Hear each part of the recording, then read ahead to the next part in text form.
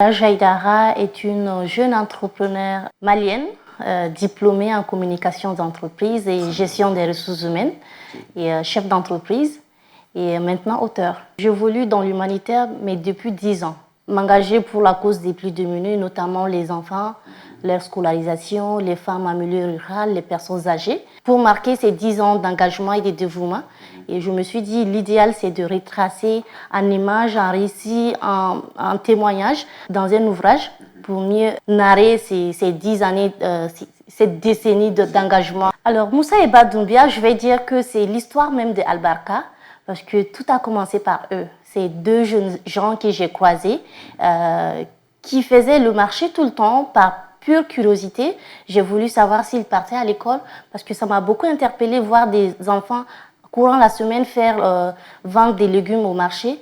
Donc, de fil en aiguille, je me suis renseignée auprès de leur maman et c'était négatif. Ils n'étaient pas scolarisés et moi, je venais à peine de commencer l'université et je n'avais pas encore atteint mes 18 ans et je me suis dit, je vais m'engager, je vais m'investir. Et l'histoire, c'est que j'ai économisé mon argent de poche pour les scolariser.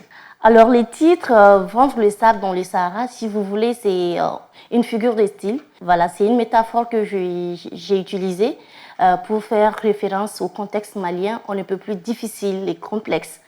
Choisir des axes très complexes, notamment l'éducation et l'entrepreneuriat féminin et puis les personnes âgées, s'engager pour intervenir dans ces trois domaines, ce n'est pas chose aisée.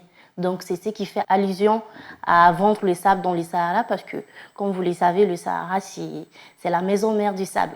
Pour en faire une continuité de ma mission de tous les jours au service des plus démunis du Mali, voilà, donc les bénéfices après la vente de cet ouvrage, équipé des salles de classe qui sont délaissées en milieu rural, toujours au Mali. Je peux dire que je suis à près d'une vingtaine de pays parcourus, grâce à mon engagement en tant que femme, jeune femme leader, en tant que philanthrope, en tant qu'entrepreneur.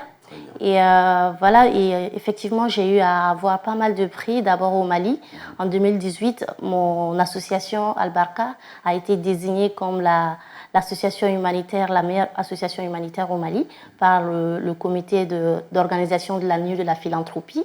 Et en 2018, toujours au Nigeria, nous avons reçu la meilleure organisation humanitaire de l'Afrique de l'Ouest. Et en 2019, j'ai été désignée parmi les 35 jeunes qui ont fait bouger l'Afrique en 2019. Et sur les 35 jeunes, Accra toujours, j'ai été désignée comme la lauréate.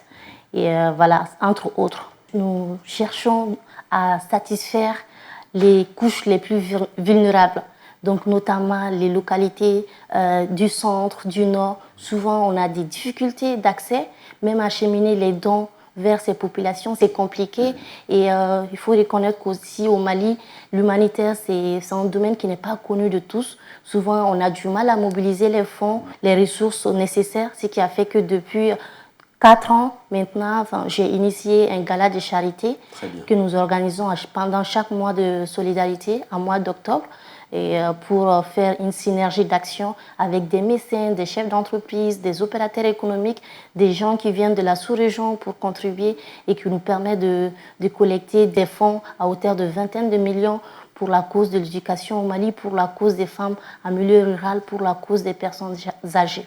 Je lance un vibrant appel à tout le monde, à tous les Maliens, à tous les Maliens de la diaspora de s'acquérir de cet ouvrage et, qui est à 7000 francs, qui est disponible dans les librairies à Bamako ici, à la Bibliothèque nationale, au Grand Hôtel, à l'espace La Pirogue et à Discount, à Tonino Market. Et bientôt, ça sera disponible sur Amazon et une tournée internationale qui va se suivre pour aller vers les Maliens de la diaspora qui sont mes premiers soutiens dès le début de cette mission pour que nous puissions vendre le maximum, collecter le maximum de fonds après pour pouvoir réhabiliter des salles de classe dans ces milieux ruraux afin que ces enfants puissent apprendre dans des conditions adéquates comme il le faut.